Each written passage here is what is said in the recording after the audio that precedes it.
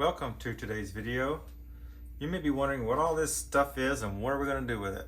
Well, we're going to attempt to take these yogurt jars, recycle them, and make snowflakes using these molds. We also have other sizes, a smaller size here. I'll go more into that in a little bit.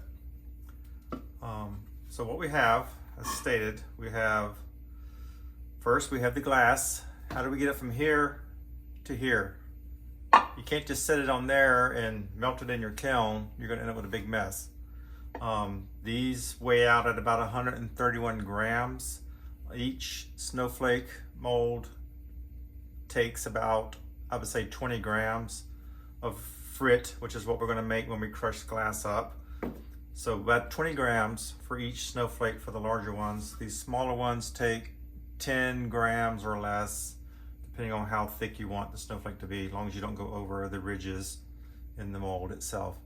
So we got to get this crushed up to go in here. And we're going to show you the entire process. Now this is something I've never done before. I thought I'd give it a shot and see how it works and see what comes out. So first step is we got to get this broken down, crushed, broken, however you want to do it. You may be wondering what this big heavy instrument is here that has WOPR on the side. Well, it's a movie reference, and if you think you know what it comes from, feel free to comment in the comments section. It's pronounced Whopper.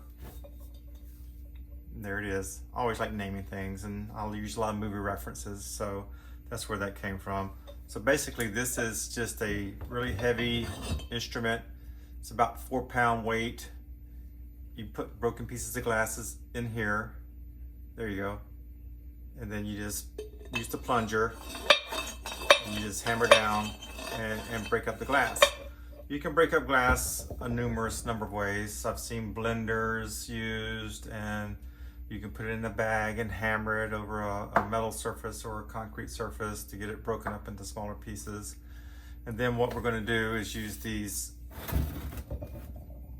sifters. These are a lot of times used for panning dirt and trying to find gold panning. So, and I have different sizes. These are just 3 that I pulled out. This is probably going to be primary sizes that we would use that are needed for the snowflakes.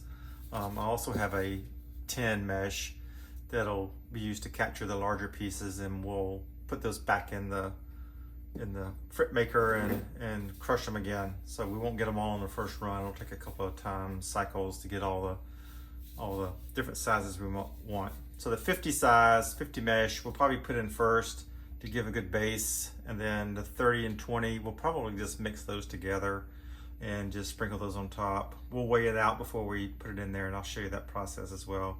But we'll weigh out a total of about 20 grams, plus or minus 5 grams, to put in each one of these molds. I think this one takes, this different design here takes maybe a few additional grams, or it can take a few additional grams to, because it's just a slightly different shape, slightly bigger. So it's not an exact science. You just kind of get it till you get up to the edges of the ridges in the mold and go from there. And experimenting is fun. You just try it. One thing, if it doesn't work, you try it again. You can always break up the pieces that you made and crush them and do it again. So nothing's lost here. So we'll attempt to have some fun with this. So we're going to set these aside, and we've got the little bucket to catch the pieces when we sift them into here. So we'll just set that aside. We don't need that just yet. And we'll set the molds aside. And we'll put our gloves on, our glasses. Let me grab my glasses, safety glasses. And I'm going to attempt to break this up. I have a idea of putting them in I have a canvas bag and hitting with a hammer just to get them into smaller pieces that'll fit into the opening here, which is about, let me measure the opening, is about 2 inches, I believe. Yeah, just under 2 inches. So we just need to get it down to that point. You can try these glass nippers to just kind of get it started breaking up. and hopefully pieces won't fly, but if they do, that's why we have safety glasses on. And we just go around the circle and just start nipping the glass. Also have safety gloves on, so that'll help hold it so you don't get cut. So just go slow, small nips at a time, so you work your way down to the bottom. So now I have just this jagged edge bottom, so I'll just keep going and just go around in a circle here until I get manageable pieces, and then just break this up till we get those. And here's the last piece, and I think I'll break these larger ones up one more time, get them in just a little smaller state, and a few more cracks there. A few small little pieces flying around, but that's why you have safety equipment on. Nothing major here. Also be aware if you have anybody in the room with you, make sure they have the proper safety equipment on as well. I'm usually working by myself, so it's usually not an issue, and I have a separate space in the house to set up my workshop, so usually not an issue. So that's going pretty well here. As you see, I'm just slowly cracking this up. It's not a major process here. This glass is pretty easy to crack. It's not too thick because it's just like I said, a yogurt jar. Saw it laying around the house. Normally put it in a recycle bin. I decided, hey, I got an idea. Let me see if I can turn these into snowflakes.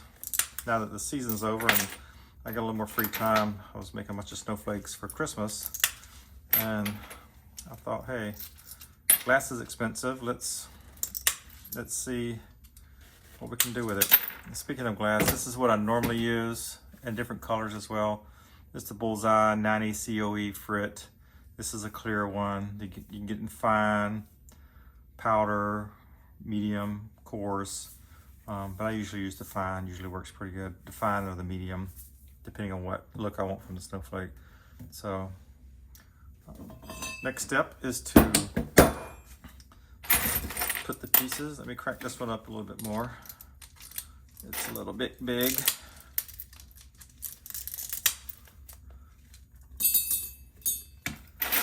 So we're gonna just drop these pieces in here. We're not gonna do all of them at the same time, I don't believe. I think just maybe half of it, half of the amount. Just kind of eyeball it. Like I say, it's about 130 grams of glass in each one of these containers. And since the snowflakes only take about 20 to 25 grams, we can get quite a few, even out of half of this, at least for this demonstration. We'll eventually crush it all up. So, basically all you're gonna do is just put it in here, and just go up and down. It's better to do this on the floor, especially if you have a concrete floor. But for demonstration purposes, I can just hold it here. And you got starting of your frit.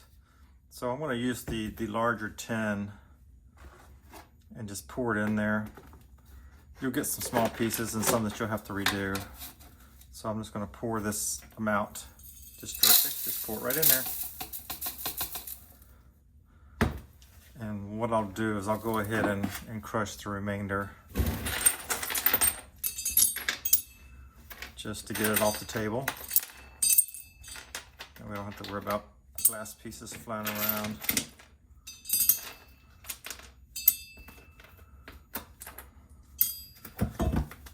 And hold it up a little bit so it's not so loud and vibrating on the table. Normally I wouldn't do this on the table. I would do it on the floor since it's concrete.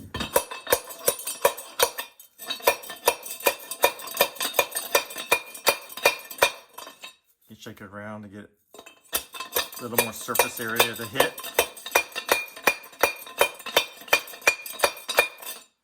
We'll bring this back in and we'll pour the rest of this in the sifters. And we'll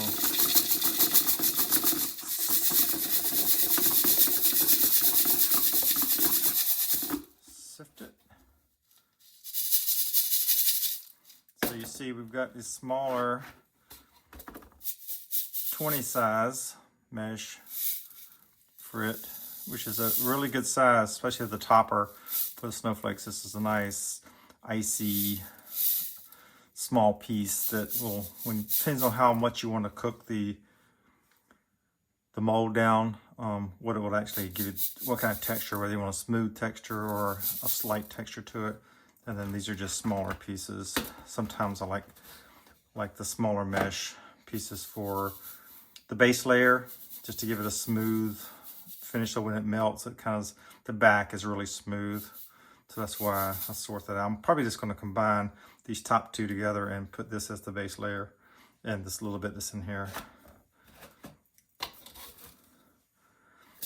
So we're going to take this amount here, pour it back into the crusher, or the whopper as I call it.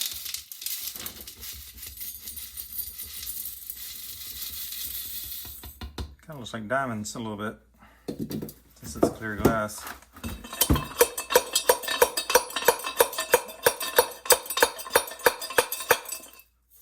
Shake it around a little bit, just to, sometimes it gets all mashed down. And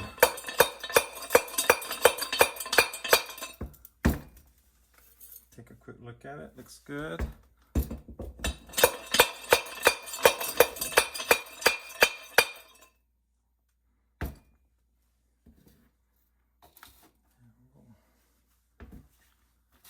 Put the 20 back on here, and the 10, and pour this all in here. We'll still end up with some more 10 size, but we won't break any more of that up today, since we've essentially got enough glass to do what we need. So we've got this is 10 or higher, that won't go through the 10 mesh. So we'll just save that. Shake it a little bit more just to make sure we got it all the pieces that'll fall through. So these pieces we'll save and crush again to get those even smaller.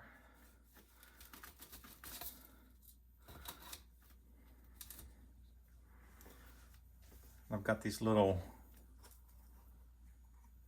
cups here, medicine cups type of thing. We'll get these and just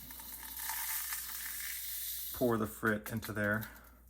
So you got a little jar full of frit, and then the 30 we'll also save to a separate cup. It's okay if it spills over into the next one, because it's all eventually going to go into the same mold anyway. Just sometimes I like separating out the different sizes. It's just a preference of mine, but you don't have to do that. And then the 50, and this is almost a powder. The 50 and the 30, we'll probably just combine together. So I'll put, since there's a lot of it, I'm going to separate it into two different cups. So that's the different sizes in order. And you can do this with colored glass as well. I'm not sure about mixing glasses like this with another glass, but if you're using just the same color together in this mold, it should be fine. So we've got the powdery, what I call powder frit. Let me get a spoon. Take my gloves off now that I'm done cracking glass. So I'll spoon it up so you can kind of take a look. It's kind of like a powder. It was that quick and easy. And this is the next one up. It's still powdery. It's just got a little more texture to it, almost like salt. Kind of a salt texture. And this is kind of like a coarse salt, I'd call it. The next one up. And then this is more of the granular type consistency. These are all good.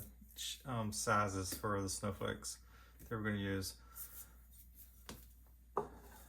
Now, one thing I noticed in doing this, in this particular glass crusher, it's fairly new, and I think there may be some paint chips or something that maybe I tried to strip those off, but sometimes I get little shards. So I have this little magnet on the end of just a hex tool.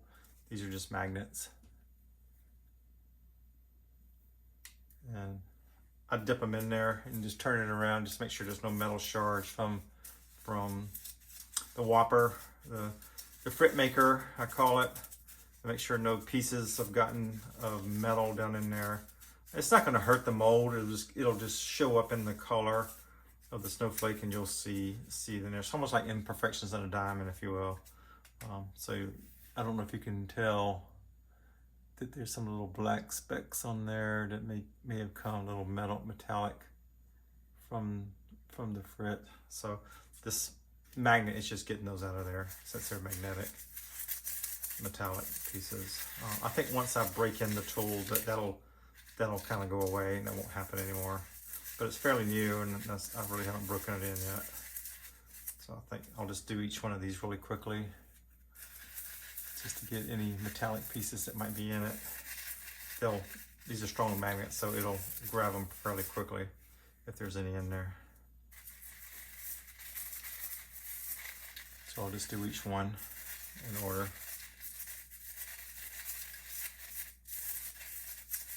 Doesn't seem to be a whole lot in there. Maybe just a little tiny amounts. This one's kind of thicker, so it's kind of hard to get to the bottom.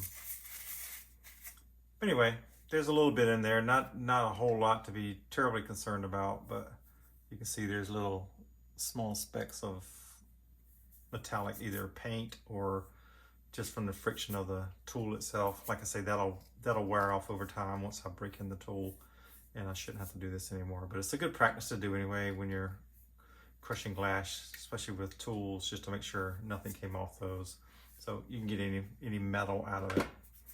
It's mostly for color. Make sure your color purity is right and looks the way you want it to look. We don't need these anymore, so we'll move those. Now these are Colour de Verre, and I'll put the link in the description. I'll try to get it so you can see the bottom. This is the 2015 mold. Colour de Verre 2015. These are about 4 inches across from tip to tip. Also have a 3-inch mold from Colour de Verre. These are the 2014 mold. They also have a 2016 and I think a 17, and then they have some older ones that you can't find anymore. But there's 3 or 4 different designs and shapes and sizes that are still available on their website. This is where I purchased those. So we'll start with this size here, and what I'll quickly do a weight measurement. I'll do about, let's say 8 to 10 grams of the powder. Let's see how much is here first. So let's say about 7 grams. That'll give us a good base to start with. So that's about 7 grams. We'll do another 7 if I have enough. If I don't, that's okay. 6.3. So we'll use some of this next size up, which is fine, to mix it together to give us to the 7. So that's 7.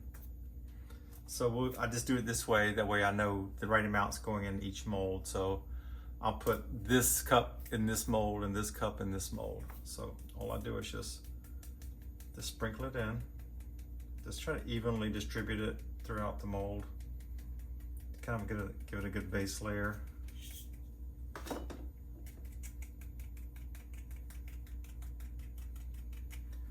Put my glasses on so I can see. This is white on white, it's kind of hard to see what I'm doing. I just tap it. You can do different methods of, and I have a brush here too that I can use to move it around if it's not evenly distributed the way I want it. And you can use it to get it off the ridges of the mold, because you don't want a whole lot on there when you're doing that. So I'll just do that, just kind of make sure it's spread out evenly, and I'll keep doing it.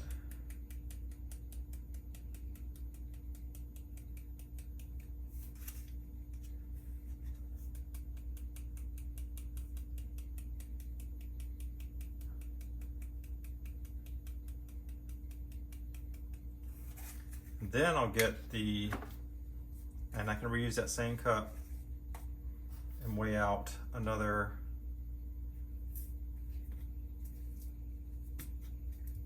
let's see, say 13 grams. So I'll do maybe 7 of this second size and another 6 of the larger size, and it's okay to mix them. And if you go over, that says 14, that's fine. You don't have to pour it all in there. So you just go around, and it's kind of like a topper, which is this is thicker granules, and it can kind of give it a nice texture when you bake it in the kiln. And you can eyeball it too. Sometimes you may want to have a little bit less than you think you need, but as you bake them over time, you'll realize how much you actually need. And it's okay to have thinner or thicker ones, it doesn't matter. As long as you don't go over the ridges that are in the mold, you're okay. And once you, so there. So what I like to do first is I have a spray can of air, and I'll just spray really lightly. You can use a brush as well. You also need to prep the mold. I didn't go over that before we start talking about molds. You have to use zip. And this is on Colour de Verre's website. They have videos that shows you how to apply this properly, and this mold has already had this applied to it. You basically spray it, let it dry for 15 minutes, and then spray it again for new molds. And then after reapplications, you can just get a standard little nylon or plastic scrub brush, scrub the old coating off, and then I usually just blow it with a blower and then spray it again and ready for the next firing. You may be able to get multiple firings out of one coating. It's up to you. They recommend that you don't do that. I have found that you can, but it can be risky. You could get some glass sticks to your mold, and then it's going to end up breaking the coating off the mold. So I'll just follow whatever the recommendations are from the manufacturer for that.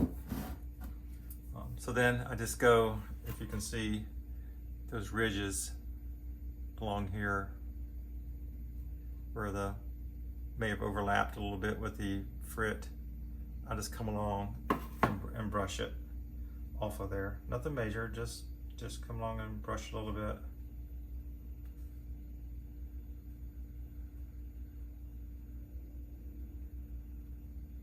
Just to make sure it's off of there. It'll give you your clean lines in between your snowflake petals. So just make sure there's not a big buildup on top of each one of those. So finished product on your mold is pretty much that. Pretty easy. And then I'll do the same thing on this side. I'll pour in my base layer, and next thing we'll do is we'll show you the kiln and what we do there, and how to load it, and firing the kiln, and then the final product. So we'll be back with you in just a minute. Okay, as you can see, I've now got all the molds filled. You can see how high up to the edges. So you want to see those ridges in between each section of the snowflake.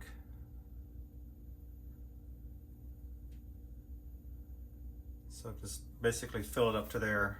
20 grams for the larger ones, 10 grams for the smaller ones.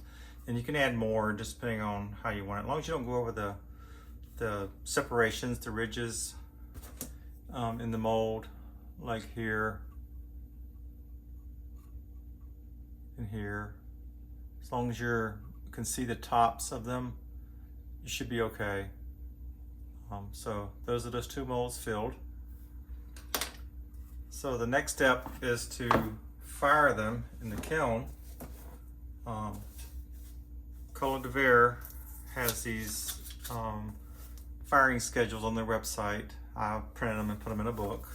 And they also have the instructions for the molds themselves and the firing schedules and instructions. Depending on if you want a snowy cast or an icy cast, which is more of a smooth finish, you fire it at a higher temperature. Typically I go to about 1250 or so on mine. It just depends on the kiln and the conditions. But you can find those on their website, and I'll leave the link in the description. It also has the fill weight table here for each particular snowflake mold that you may have. So we'll take them to the kiln and show you that process. Okay, the molds are filled and ready to go. So we'll take those over to the kiln.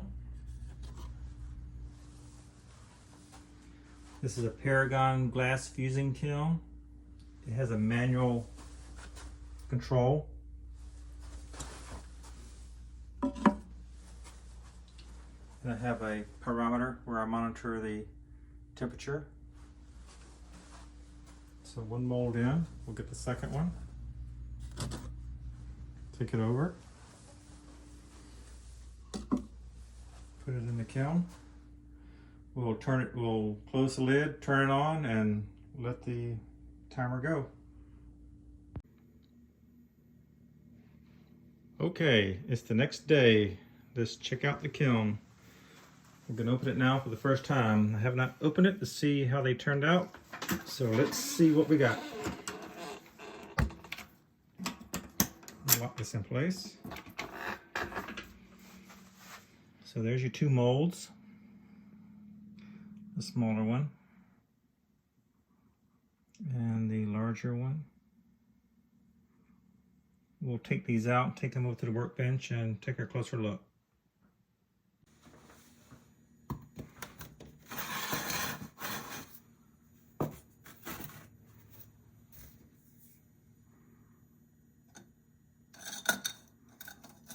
Okay, let's get a little tool here to help us lift them out.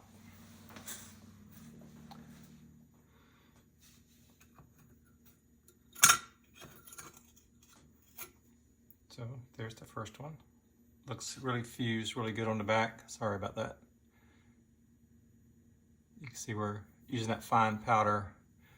Got the back of them fused, more of a tighter fuse, so it's not like an open pattern to it. So it's makes it more secure and structure is a little stronger.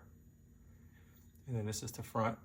Doesn't have a lot of shine to it like pure 90 COE frit will have from Bullseye, but nonetheless it did fuse into the snowflake shape. And it's hard, don't know if you can tell, but it has the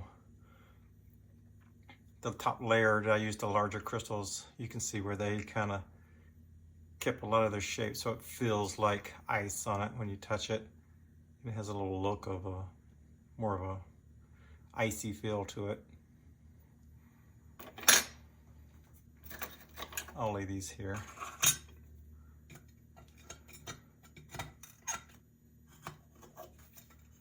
There's the other one.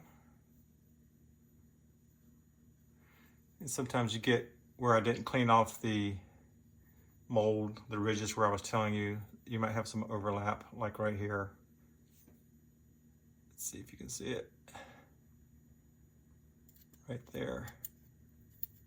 You can leave that on there because that's kind of an imperfection that looks like snow or ice, or you can get a little Dremel grinder and grind that off or break that off. It's not that big a deal.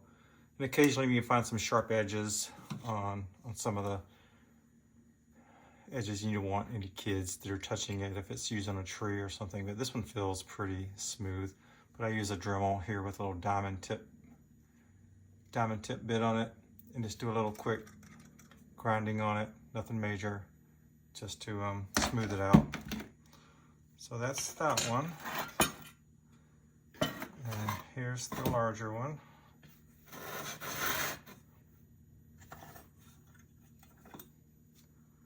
And that one did well too. It's not see-through or translucent, this glass, when it melts. Wasn't sure how it was going to react when melted in a kiln like this, but you can see in the back has this smooth finish, which is what you want, while keeping the texture on the top.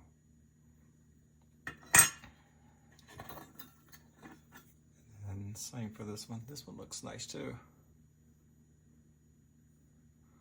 All from a yogurt jar, nothing major, real easy. Just chop it up.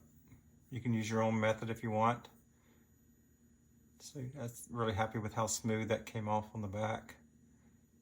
And got this textured finish to the front, sort of icy look to it. And what I usually do is I'll get a string or ribbon or something and hang it, and then you can hang it on a tree or something. So yeah, it turned out nicely. Let's see if I can get a dark background so you can see.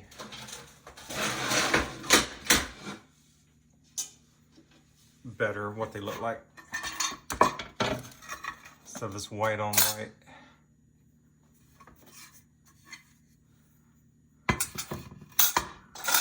So that's the two larger ones.